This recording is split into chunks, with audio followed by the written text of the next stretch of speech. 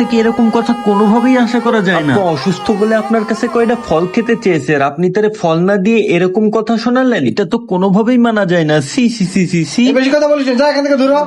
আব্বা চলেন, ওনার কিছুই আমাদের লাগবে না। যা সব সামনে থেকে, যত সব ঝামেলা করতে আসে।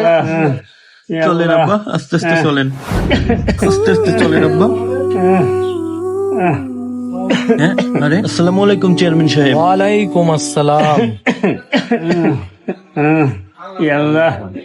কি চাচা, আপনাকে দেখে অনেক অসুস্থ মনে হচ্ছে, কি হয়েছে তোমার আব্বুর?